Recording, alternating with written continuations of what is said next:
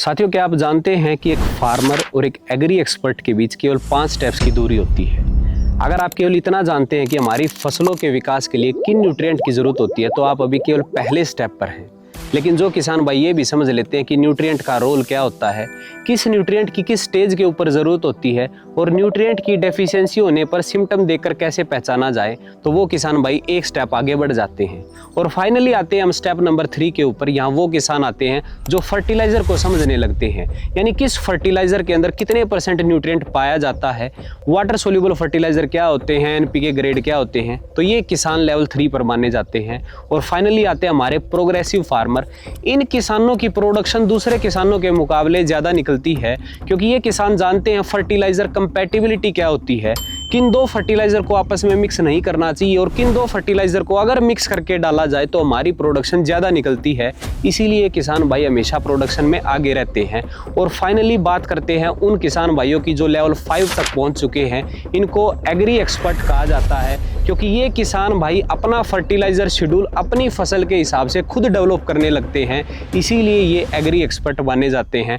तो नमस्कार साथियों, मैं योगी रौनक और आप देख रहे हैं किसान दरबार। साथियों, आज के एपिसोड में हम बात करेंगे role of nutrient and fertiliser management के बारे में।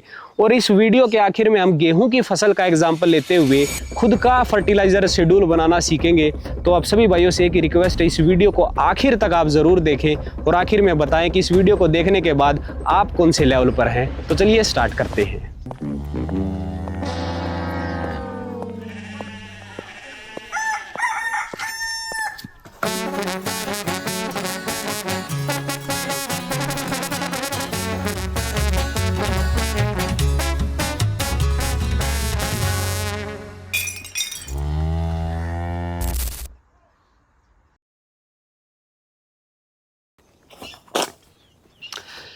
सो now let's come to our chapter number 1, essential nutrient for plant growth. तो 17 पोषक तत्व ऐसे होते हैं किसान भाइयों जो हमारी किसी भी फसल के वृद्धि विकास के लिए ज़रूरी होते हैं। वैज्ञानिक भाषा में इसे इसेंशियल न्यूट्रिएंट कहा जाता है क्योंकि ये वो पोषक तत्व है, अगर इन 17 में से किसी एक न्यूट्रिएंट की भी कमी होती है तो हमारी फसल अपनी लाइफ साइकिल, अपना जीवन चक्र कंप्लीट नहीं करेगी। इसलिए ये न्यूट्रिएंट ज़रूरी नहीं है, ये अनिवार्य है, ये एक शर्त है, ये कंडीशन है कि किसी ना किसी स्टेज के ऊपर ये 17 उपलब्ध होंगे, तभी आपकी फसल मैच्योरिटी तक पहुंचेगी। किसान भाइयों, कुछ न्यूट्रिएंट ऐसे होते हैं जो हमें प्रकृति से मिलते हैं, जैसे कि कार्बन, हाइड्रोजन, ऑक्सीजन। ये 3 हैं। कार्बन सब जानते हैं कि हमारी हवा के अंदर ऑक्सीजन भी होती है और CO2 भी होती है, तो वहाँ से हम कार्बन ले लेते हैं।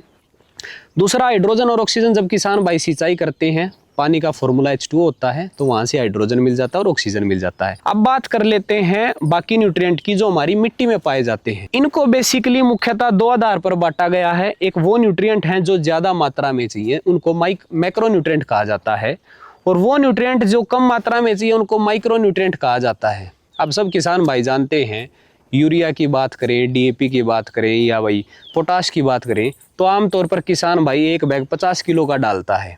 और माइक्रो न्यूट्रिएंट की बात करें, जिंक की बात करें, आयरन की बात करें, तो 100 ग्राम के स्प्रे में भी काम चल जाता है। बोरोन की बात करें, गेहूं धान में बाली निकलने के टाइम पे इसका स्प्रे होता है, 150 से 250 ग्राम में काम चल जाता है। तो कहने का मतलब है, सिंपल सा लॉजिक है, कोई रॉकेट साइंस नहीं है। जो न्यूट्रिएंट ज़्यादा मात्रा में चाहिए वो मैक्रो, जो कम मात्रा में चाहिए माइक्रो। कम वाला हम स्प्रे से पूर्ति कर सकते हैं और जो ज़्यादा मात्रा में चाहिए उसको हमेशा किसान भाई टॉप ड्रेसिंग या फिर फर्टिलाइज़र छिड़काव विधि से डालना होता है। तो मैक्रो में कौन कौन से हैं? Nitrogen, phosphorus, potash, calcium, magnesium, sulphur. और माइक्रो न्यूट्रिएंट की अगर बात कर लेते हैं, जिंक, आयरन, मैंगनीज, बोरोन और कॉपर, मोलिब्डेनम, क्लोराइड और निकल। ये 4 जो आखिरी में लिख रखे हैं, इनको आप बेशक ध्यान ना दें क्योंकि ये मिट्टी में पाए जाते हैं, बहुत कम मात्रा में इनकी ज़रूरत होती है, अपने आप पौधा उठा लेता है। हाँ, ये किसान भाई को डालने पड़ते हैं, जिंक हो गया, फेरस हो गया, मैंगनीज हो गया, बोरोन हो गया। कॉपर भी कई बार किसान भाई कॉपर सल्फेट का स्प्रे करते हैं, वहाँ से पूर्ति हो जाती है। और कॉपर की ज़्यादातर डेफिशिएंसी जो देखने को मिलती है सिट्रस फ्रूट, जहाँ नींबू वर्गीय बाग लगाए जाते हैं, वहाँ इसकी डेफिशिएंसी आती है, वहाँ किसान भाई स्प्रे कर सकते हैं। तो बेसिकली सीधा सीधा हिसाब है कि ये 17 न्यूट्रिएंट हैं, हमें फसल में पूरे करने हैं, तभी हमारी फसल अच्छी ग्रोथ करेगी। किसान भाइयों, एक वक्त था ग्रीन रेवोल्यूशन से पहले, जब हमारे यहाँ भी ऑर्गेनिक खेती होती थी, कोई फर्टिलाइज़र केमिकल नहीं डलते थे, उस टाइम पे क्या था, टटोल वैरायटीज हुआ करती थी, उसमें ज़्यादा खाद डालने की ज़रूरत नहीं थी क्योंकि प्रोडक्शन भी कम निकलती थी उस टाइम पे। लेकिन ग्रीन रेवोल्यूशन के बाद सन 1966 के बाद हाई यील्डिंग वैरायटीज़ आई, डवार्फ वैरायटीज़ आई, जिनकी प्रोडक्शन बहुत ज़्यादा थी। गेहूँ की बात करें तो आज की डेट में तो हम 80 मन, 90 मन, 100 मन के प्रोडक्शन के भी किसान हैं। तो आज की डेट में केवल मिट्टी में जो न्यूट्रिएंट अवेलेबल उससे काम नहीं चलेगा, इसलिए किसान भाई को बाहर से फर्टिलाइजर डालने पड़ते हैं। अब जो सवाल किसान भाइयों का जो मेन सवाल है जिस पे ध्यान देना चाहिए कि किस न्यूट्रिएंट की कमी है और कौन सा फर्टिलाइजर हम डाल रहे हैं, ये बहुत ज़रूरी है। कई बार हमें पता ही नहीं होता कि हमारी फसल में कौन सी खाद की कमी है। तो ये मैं आज आपको एक सिंपल सी ट्रिक बताऊंगा, वो देखकर आप कभी भी अनुमान लगा सकते हैं कि मेरी फसल में, चाहे गेहूं धान की फसल करते हो आप, सब्जी खेती करते हो, बागवानी करते हो, हर फसल में ये कारीगर है ट्रिक। नाइट्रोजन की अगर आपको कमी देखनी है या फॉस्फोरस पोटाश की, तो सबसे पहले आप अपना कोई भी पौधा हो उसके पुराने पत्तों पर ध्यान दें। पुराने पत्ते कहाँ मिलेंगे? जिनका साइज बड़ा होगा नीचे की तरफ होंगे, और नए पत्ते हमेशा ऊपर से स्टार्ट होते हैं। तो पुराने पत्ते पर अगर जब आप जाएंगे तो अगर पुराने पत्तों में पीलापन नजर आ रहा है और पत्ता आ रहा नहीं है, तो ये नाइट्रोजन की कमी के लक्षण है। यहाँ आपको ध्यान रखना है कि पीलापन दो तरीके का होता है। एक मैग्नीशियम की डेफिशिएंसी भी पुराने पत्ते में दिखाई देगी, उसमें भी पीलापन आएगा। तो डिफरेंशिएट कैसे करना है? अगर तो पत्ता पूरा पीला हो चुका है, मतलब कि जो इसकी बीच की नसें होती हैं ये भी पीली होगी और पत्ता भी पीला हो गया, तो ये नाइट्रोजन की कमी है। आपको यूरिया वगैरह डाल सकते हैं या नाइट्रोजन का स्प्रे कर सकते हैं। अगर नसें हरी हैं, पत्ता पीला हो गया है, इसका मतलब ये मैग्नीशियम की कमी है, नाइट्रोजन की कमी नहीं है। नसें हरे दिखेंगी किसान भाइयों, तो ये आपको ध्यान रखना है। फॉस्फोरस की कमी भी पुराने पत्ते पर मिलेगी।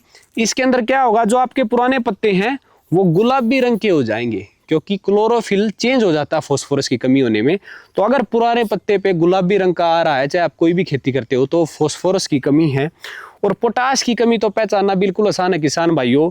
जब भी आपको मैं दिखा देता हूँ, जैसे ये किनारियां जली मिलेंगी पुराने पत्तों की, जब भी आपको किनारियां जली मिलती हैं, किनारियों पे बर्निंग हो जाती है, उसके बाद क्लोरोसिस हो जाती है, या बीच में भी जले जले जैसे धब्बे दिखाई देते हैं, तो पोटाश की कमी है।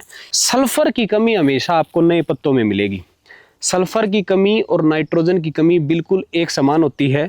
अगर नए पत्ते पीले पड़ रहे हैं तो सल्फर की कमी है, और अगर पुराने पत्ते पीले पड़ रहे हैं पूरे के पूरे, तो वो नाइट्रोजन की कमी है। अब नए पत्ते में भी पीलापन दो तरीके का हो सकता है पूरा पत्ता पीला हो रहा हो सकता है नसें हरी हैं और बाकी पत्ता पीला हो रहा हो। तो अगर नसें हरी हैं, बाकी पत्ता पीला हो रहा है, तो वो कमी है किसान भाइयों फिर मैंगनीज की। ये न्यूट्रिएंट हमने समझ लिए बेसिक। जिंक की कमी किसान भाई आमतौर पर पहचान लेते हैं। जिंक की कमी में स्ट्रिप्स, धारियां बनती है भूरे भूरे रंग की, रस्ट जैसा, जंग जैसा अपीयरेंस आता है, तो वो जिंक की कमी होती है। बोरोन की कमी हमेशा कभी भी पत्तों में दिखाई नहीं देगी, बालियां निकलते समय बोरोन की कमी पता चलती है।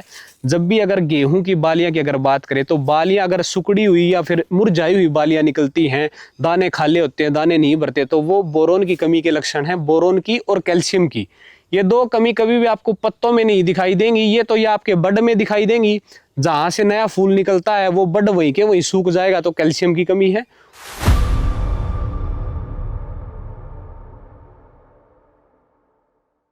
तो चलिए अब किसान साथियों ये भी समझ लेते हैं कि ये सारे न्यूट्रिएंट मार्केट में किन फर्टिलाइज़र के रूप में मिलते हैं। अगर नाइट्रोजन की बात करें तो सबसे बड़ा सोर्स है नाइट्रोजन का यूरिया। 46% नाइट्रोजन इसके अंदर होती है, सभी फर्टिलाइज़र के साथ ये कंपेटिबल होता है।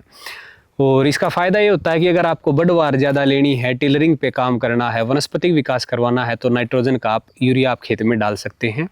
दूसरा आता है फॉस्फोरस। फॉस्फोरस के लिए जो मार्केट में सबसे ज़्यादा फॉस्फोरस पाई जाती है डीईपी के अंदर 46%। फ़ायदा ये इसके अंदर 18% नाइट्रोजन भी होता है, तो किसान को यूरिया कम डालना पड़ता है। तो ये है प्रॉब्लम इसके अंदर ये देखने को मिलती है कि ये सभी न्यूट्रिएंट के साथ, फर्टिलाइज़र के साथ इजीली कंपेटिबल नहीं होता है। डीएपी का मेन काम होता है जड़ों का विकास करना, वाइट रूट को डेवलप करना। जितना बड़ा जड़ तंत्र होगा तो कल्ले बढ़ेंगे, हमारा तना मजबूत तैयार होगा, और ये ठंडा होता है नेचर में, तो डीएपी का ये फ़ायदा होता है। अगर बात करें पोटाश की, तो म्यूरेट ऑफ पोटाश, ये लाल कलर का आता है, किसान भाइयों ध्यान से देखें, 60% में आता है। दो ही पोटाश के सही सोर्स हैं, एक तो 60% वाला आप यूज़ करें, या फिर 0050 जिसको बोलते हैं किसान भाई स्प्रे में यूज़ करते हैं, वो पोटेशियम सल्फेट होता है, ये पोटेशियम क्लोराइड होता है। तो पोटाश के ये सोर्स है। पोटाश का यूज बहुत कम किसान भाई जानते हैं, हालांकि सीधा सीधा बढ़वार पे ग्रोथ पे इसका कोई रिजल्ट नहीं होता, लेकिन पोटाश का एडिशनल बेनिफिट ये होता है कि ये आपके पौधे को डिसीज रेजिस्टेंट बनाता है। जिस खेत में पोटाश की कमी नहीं होती उसमें बीमारी कम देखने को मिलती है, और अगर बीमारी आ जाती है तो एक स्प्रे में ही कंट्रोल हो जाती है, क्योंकि पौधे का इम्यून सिस्टम मजबूत होता है। पोटाश जिस खेत में यूज होता है, जो आपका तना होता है, गेहूं धान की अगर आप खेती करते हैं तो उसमें फाइबर बनाने का काम करता है, और तना मजबूत हो जाता है तो लोजिंग रेजिस्टेंट बनाता है। आपकी फसल हवा चलने पर, आंधी तूफान आ रहे पर गिरती नहीं है और प्रोडक्शन में लॉस नहीं होता है। फाइनली बात करते हैं जिंक। किसान भाइयों मार्केट में 3 फॉर्म में आता है, 21%, 33%। अभी मेरे हाथ में चिलेटेड जिंक है। अगर आपको स्प्रे में जिंक देना है तो आप प्रेफर करें जिंक सल्फेट का आप इस्तेमाल करें, 21%, 33% कोई भी हो। अगर आपको मिट्टी में डालना है तो आप चिलेटेड जिंक का इस्तेमाल करें। हालांकि चिलेटेड जिंक थोड़े कॉस्टली आते हैं, लेकिन अगर आप स्प्रे भी ऐसी चीज़ के साथ करना, आपको 19-19 के साथ करना है जिन स्प्रे के अंदर फॉस्फोरस होता है, तो आप नॉर्मल जिंक ना मिलाए, फॉस्फोरस जिंक के साथ रिएक्ट कर जाएगा, फिर आपको चिलेटेड जिंक स्प्रे में यूज़ करना है। फाइनली बात कर लेते हैं बोरोन की। बोरोन एक ऐसा न्यूट्रिएंट है जिसकी पूरी फसल में कोई नीड नहीं होती, लेकिन जब बालियाँ निकलती है, फ्लावरिंग स्टार्ट होती है, पोलिनेशन में, फर्टिलाइजेशन डेवलप करने में, और सबसे ज़रूरी दानों में दूध भरने में।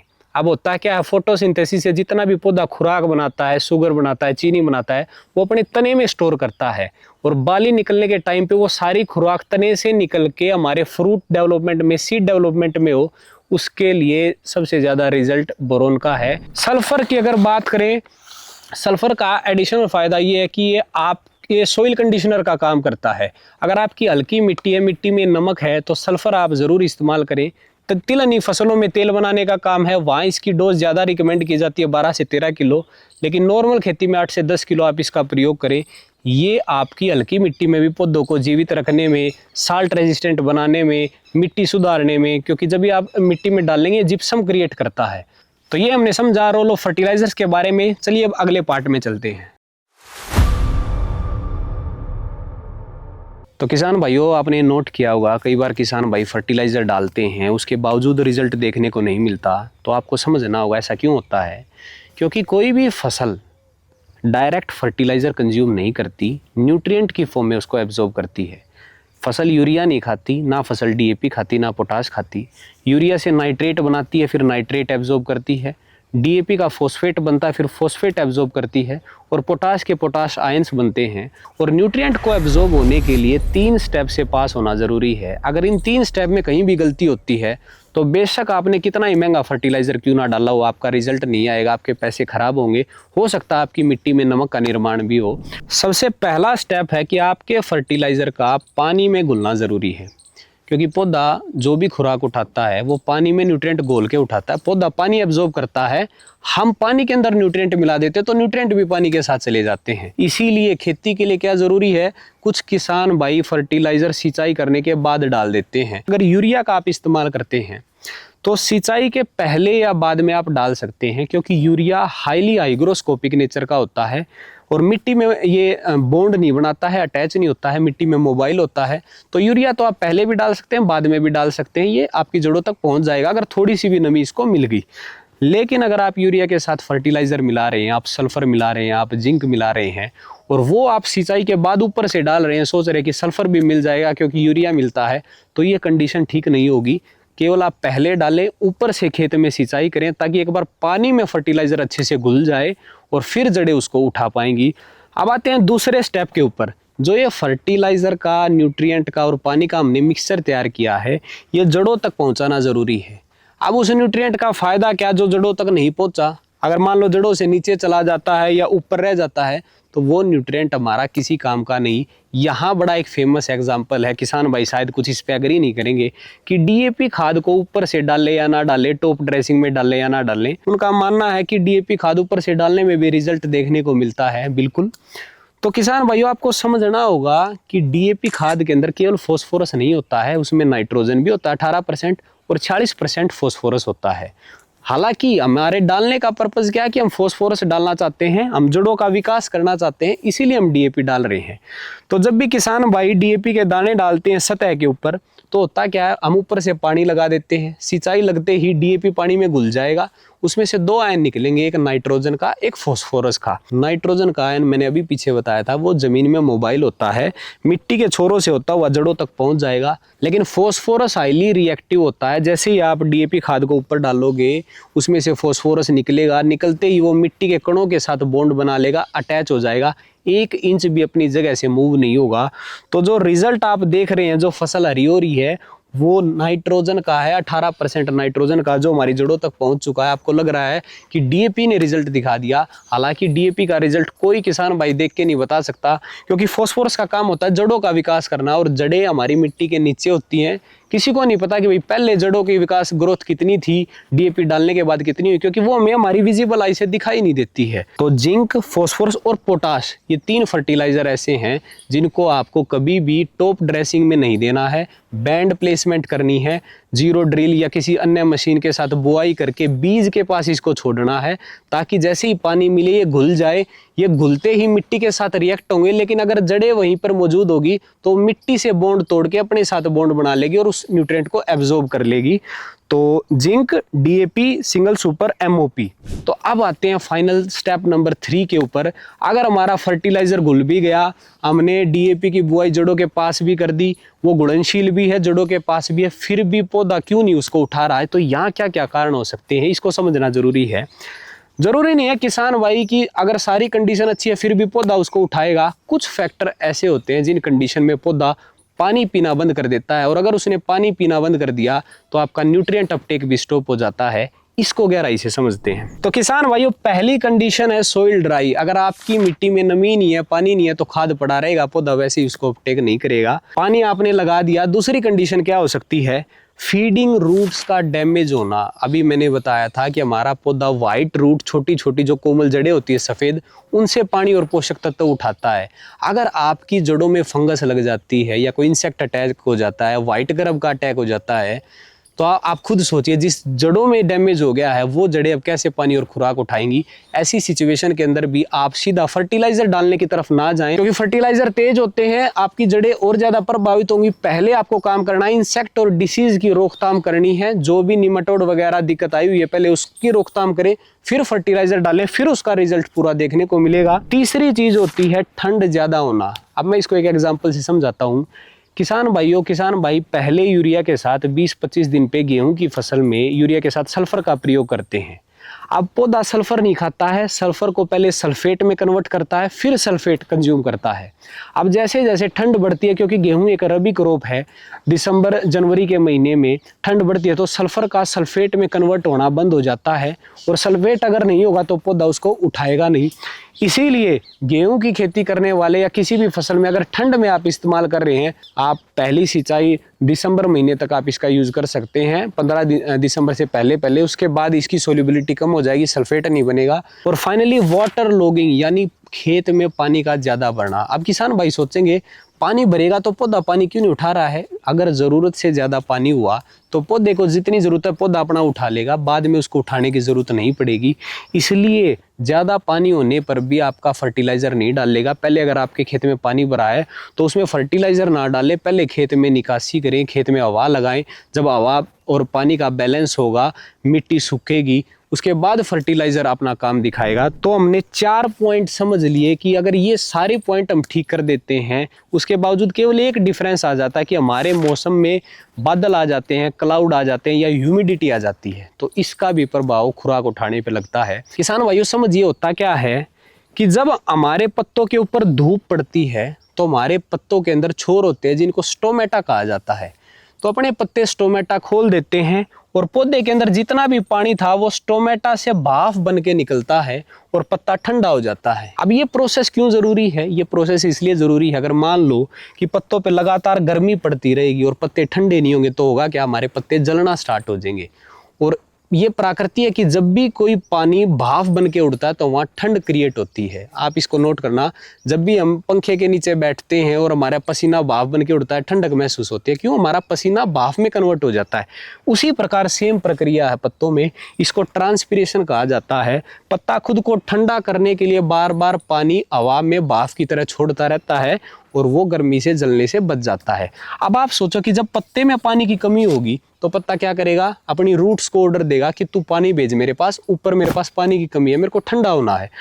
रूट्स फिर क्या करेंगी, अपने आसपास जहां भी उसको नमी देखेगी वहां से पानी खींच लेगी। पानी में हमने क्या कर रखा है, न्यूट्रिएंट्स मिला रखे हैं, तो पानी और न्यूट्रिएंट का मिक्सचर पूरे पत्तों में चला जाएगा। न्यूट्रिएंट के कारण सारे सिम्टम जो पहले कमी दिखाई दे रही थी वो भरपूर हो जाएंगे, पत्ते हरे भरे हो जाएंगे और पानी भाप बन के फिर से उड़ जाएगा। अब ऐसी सिचुएशन के अंदर अगर ह्यूमिडिटी यानी कि मौसम में नमी आर्द्रता बन जाती है या ऊपर बादल आ जाते हैं तो होगा क्या, अब धूप पड़ना बंद होगी, और धूप नहीं पड़ेगी तो स्टोमेटा पत्ता बंद कर लेगा। जितना पानी उसके पास है वो अपने अंदर ही रखेगा, क्योंकि बाहर उसे उड़ाने की जरूरत नहीं है। अब पानी नहीं उड़ाएगा तो जड़ों तक मैसेज नहीं जाएगा, जड़ें और पानी खींचना बंद करेंगी। अब आप किसान भाई बादल हैं और आप फर्टिलाइजर डाल रहे हैं तो ये कोई भी न्यूट्रिएंट नहीं जाएगा। थोड़े दिनों में पानी के साथ फर्टिलाइजर जमीन के नीचे बह जाता है, वो अंडरग्राउंड वाटर टेबल में चला जाएगा। फर्टिलाइजर खराब, ज्यादा फर्टिलाइजर पौधे ने उठाया नहीं तो हो सकता है जड़ों को भी डैमेज कर दे। ये ऐसी कंडीशन में आप अवॉइड करें, फर्टिलाइजर ना डालें। और मौसम में ह्यूमिडिटी नमी ज्यादा है तो भी पत्ता स्टोमेटा बंद कर लेगा। बाहर पहले ही पानी ज्यादा है तो बाहर एटमॉस्फेयर कहेगा तू मेरे पास क्यों पानी भेज रहा है, तो पौधा अपने अंदर पानी रखेगा। तो इन दो कंडीशन में भी हमारे फर्टिलाइजर हमें नहीं डालने होते। तो ये 3 स्टेप जब पास होंगे उसी के बाद फर्टिलाइजर फाइनली न्यूट्रिएंट में कन्वर्ट होगा, न्यूट्रिएंट पौधा एब्जॉर्ब करेगा। तो ये 3 स्टेप का ध्यान रखना जरूरी है।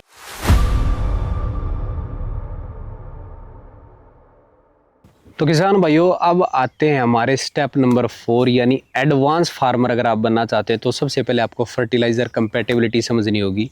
कौन से 2 फर्टिलाइज़र आपस में मिक्स नहीं होते हैं, कौन से 2 फर्टिलाइज़र अगर मिक्स करके डाला जाए तो ज़्यादा प्रोडक्शन निकलती है, ये आपने समझ लिया तो आप एडवांस फार्मर बन जाएंगे।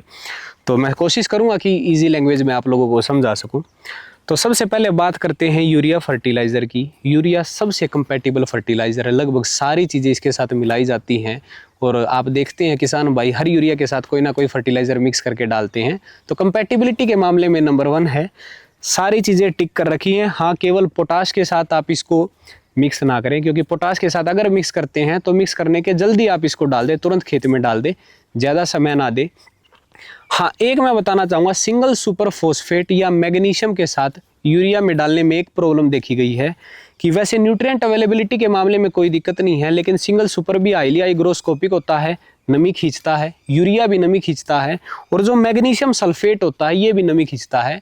तो जब भी इन तीनों को आप एक साथ कभी ना मिलाएं, यूरिया के साथ ना सिंगल सुपर मिलाएं, ना यूरिया के साथ मैग्नीशियम मिलाएं, नहीं तो जो घोल है वो पानी छोड़ देगा, खेत में आप जाएंगे डालने इतनी देर में उसका लड्डू बन जाएगा।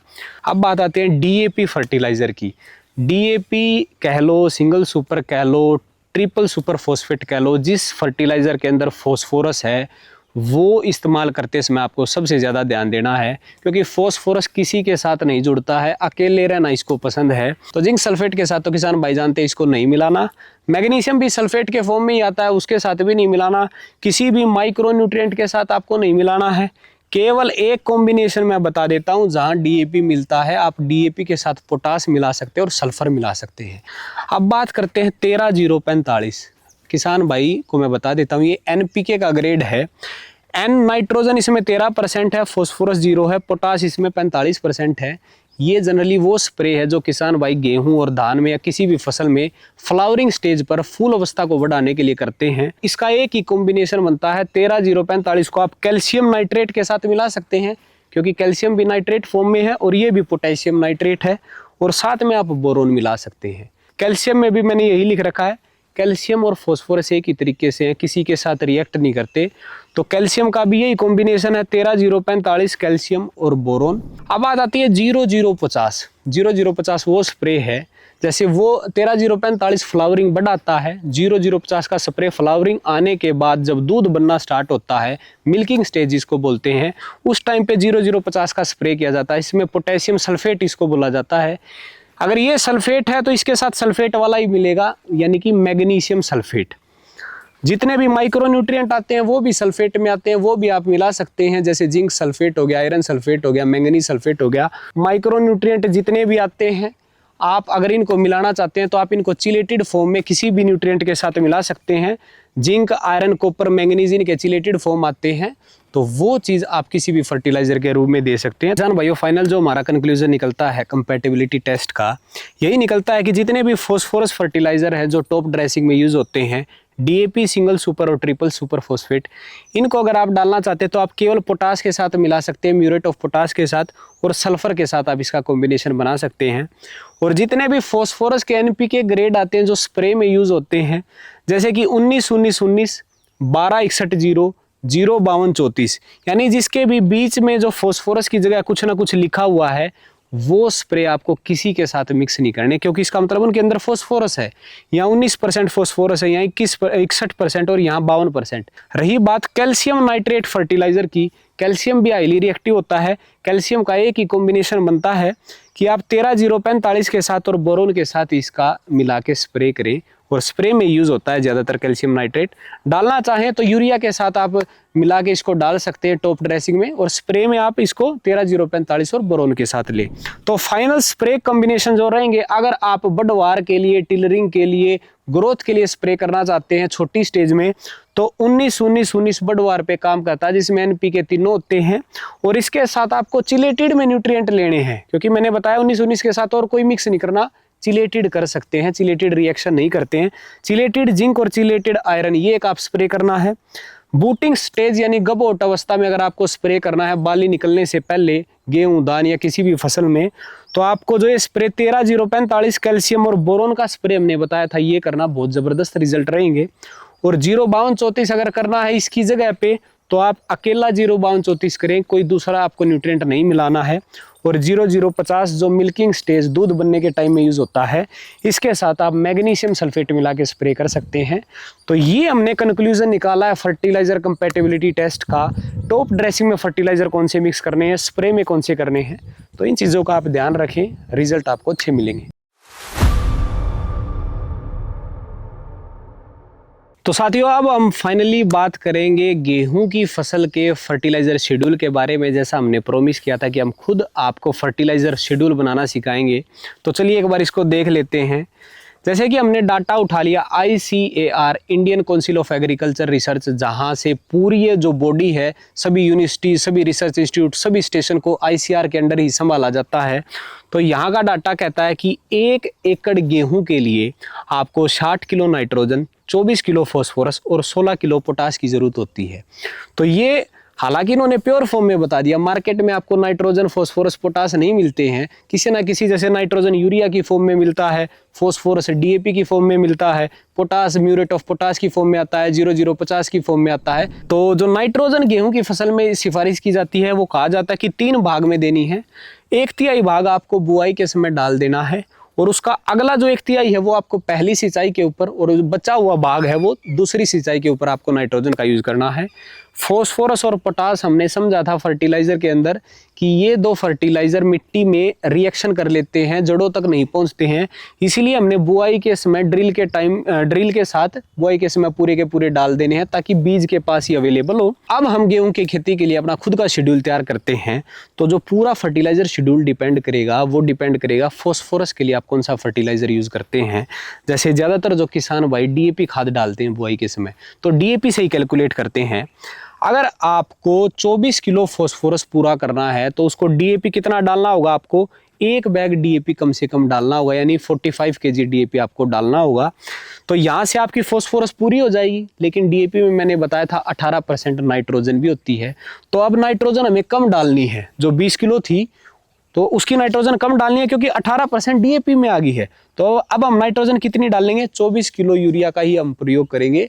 और पोटास के लिए हम 27 किलो पोटास पूरा डालना पड़ेगा। पोटास ये 60% है, muriate of potash Lal colour का जो आता है, तो 27 किलो हमने पोटास डाल दिया। अब आते हैं, अगर किसान भाई सिंगल सुपर फॉस्फेट का यूज करते हैं।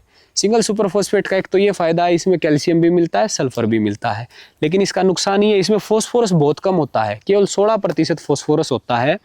तो अगर ये डालना है तो आपको कम से कम 3 बैग डालने पड़ेंगे, इसका 1 बैग, इसके 3 बैग, क्योंकि 16 थी 48, जब जाके 48% होगा, DAP में 40% होता है। तो 3 बैग सिंगल सुपर। अब इसमें यूरिया भी बिल्कुल नहीं है, पहले में यूरिया भी मिल रहा था, नाइट्रोजन भी मिल रहा था, तो साथ में हमने पूरा नाइट्रोजन मिलाना पड़ेगा, यानी 44 किलो में नाइट्रोजन लेना पड़ेगा। और पोटाश के लिए हमें 27 किलो पोटाश जो पूरा है, क्योंकि इसमें पोटाश है नहीं, तो 27 किलो पोटाश हमें लेना पड़ेगा। तब जाके हमारा जो प्योर पोटाश है वो कितना मिलेगा, 16 किलो पोटाश मिलेगा। ये आप कैलकुलेट खुद भी करके देख सकते हैं। मैं बता देता हूँ कि फॉस्फोरस के लिए एनपीके तो बहुत सारे हैं, कई बार यहाँ पे धांधलेबाजी भी होती है। किसान भाई कई टाइप के एनपीके के ग्रेड आते हैं, लेकिन हमारा पर्पज है फॉस्फोरस की पूर्ति करना, इसलिए हम ग्रेड यूज करेंगे 12, 32, 16। 32% फॉस्फोरस कम से कम होना चाहिए। ये वो ग्रेड है एनपीके का जिसमें सबसे ज़्यादा फॉस्फोरस है। डीएपी में 40% थी, सिंगल सुपर में 16% थी, इसमें देखो 32% है, काफ़ी फॉस्फोरस है। तो इसकी मात्रा रखनी है 75 kg आपको लेनी होगी, लगभग 1.5 बैग आपको एनपीके का लेना है। साथ में यूरिया कितना मिलाना है, क्योंकि इसके अंदर भी 12% नाइट्रोजन है, 24 किलो आपको यूरिया मिलाना होगा। और साथ में पोटाश आपको कम मिलाना इस बार, क्योंकि 7 किलो ही पोटाश में काम चल जाएगा, क्योंकि इसमें पोटाश काफ़ी ज़्यादा है, 16% पोटाश है। और इसकी क्वांटिटी भी 75 kg यानी 1.5 बैग यूज़ किया है। तो जो पहले 27 किलो था उसका 20 किलो तो इसमें आ गया और 7 किलो हमने अलग से डाल दिया। तो इस तरीके से आप मैंने तीनों कॉम्बिनेशन बता दिए हैं, इसमें आपकी 60 किलो नाइट्रोजन, 24 किलो फॉस्फोरस और 16 किलो पोटाश पूरा हो जाएगा। नाइट्रोजन 60 किलो नहीं पूरी होगी, 20 किलो होगी, क्योंकि हमने केवल बुआई तक समझा है। बाकी जो 40 किलो बच गई वो हम देंगे फर्स्ट इरिगेशन, यानी पहली सिंचाई 20 से 25 दिन के ऊपर। इस टाइम आपको 1 बैग यूरिया पूरा डालना है, साथ में आपको 8 से 10 किलो सल्फर भी डालना है, बेंटोनाइट सल्फर। हालांकि जो तिलहनी फसलें होती हैं, सरसों की खेती होगी या कोई अदर तेल बनता है जिन फसलों में, उनमें 12 से 13 किलो सिफारिश की जाती है, लेकिन गेहूं में 8 से 10 किलो आप डाल सकते हैं। हाँ, पहली सिंचाई पे डालना है, दूसरी सिंचाई पे नहीं डालना, क्योंकि फिर सल्फेट बनना मुश्किल हो जाएगा, उपलब्धता नहीं मिलेगी। तो पहली सिंचाई पे सल्फर डाल लो अगर बुआई के समय नहीं डाला है तो। कुछ किसान भाई कहते हैं कि जिंक हम किस टाइम इस्तेमाल करें, जिंक बुआई के समय नहीं डाल सकते क्योंकि डीएपी के अंदर जिंक नहीं डलता है। आप चिलेटेड जिंक डाल सकते हैं। चिलेटेड जिंक हालांकि थोड़े कॉस्टली आते हैं, 1 से 2 किलो आप डाल सकते हैं। तो ये किसान भाइयों आप नोट करें, मैं आपको बताना चाहूँगा, अगर आपको चिलेटेड जिंक का इस्तेमाल करना है तो आप बुआई में इस्तेमाल करें, ज़मीन में डालें। और अगर आप स्प्रे में डालना चाहते हैं तो जिंक सल्फेट जो आता है 21%, 33%, स्प्रे में सल्फेट के हमेशा ज़्यादा रिजल्ट मिलेंगे और चिलेटेड जिंक के मिट्टी में हालांकि कॉस्टली आता है। तो अगर आपको मिट्टी में देना है तो चिलेटेड जिंक इसी न्यूट्रिएंट के साथ आप दे सकते हैं। और अगर आपको स्प्रे में देना है तो आपको फिर स्प्रे करना होगा जिंक सल्फेट 5 ग्राम प्रति लीटर के हिसाब से। आपको इसके कम से कम 2 स्प्रे करने होंगे, यूरिया के साथ मिला के आप इसका स्प्रे कर सकते हैं। कई बार किसान भाई सवाल करते हैं कि ठंड ज़्यादा हो जाती है तो, और हमने पहली सिंचाई पे भी सल्फर नहीं डाला, बुआई में भी नहीं डाला, तो अब कैसे करें? सल्फर की एंजाइम एक्टिविटी बढ़ाता है, पौधों को हरा भरा करता है, अब इसकी पूर्ति कैसे करें? तो जिंक सल्फेट और पोटेशियम सल्फेट यानी कि 0,050, उसके अंदर भी सल्फर होता है और जिंक के अंदर भी सल्फर होता है। तो इन दोनों को मिला के आप स्प्रे कर सकते हैं। पोटेशियम सल्फेट जो 0,050 1 किलो प्रति एकड़ और ये 5 ग्राम प्रति लीटर, यहाँ से भी आपकी सल्फर की कमी पूरी हो जाएगी। तो यही हमने बेसिक जो सिखाने का पर्पज़ था कि आप खुद अपना फर्टिलाइज़र शेड्यूल बना सकते हैं अपने हिसाब से किसी भी फसल का। बस ध्यान ये रखना कि किन न्यूट्रिएंट को मिक्स नहीं होने देना है और किन को मिक्स करके डाल सकते हैं। तो किसान भाइयों यही कहना चाहूँगा, मैं भी किसान हूँ और किसानों के लिए करने की कोशिश कर रहा हूँ। तो अगर आपको हमारी वीडियो से सीखने को मिलता हो तो अपना प्यार दिखाएं, इस चैनल को सब्सक्राइब करें और हमारे कमेंट सेक्शन में ज़रूर बताएं कि इस वीडियो के बाद आप खुद को कितना स्कोर देंगे, कितनी चीज़ें आप सीख पाएँ। जय जवान जय किसान।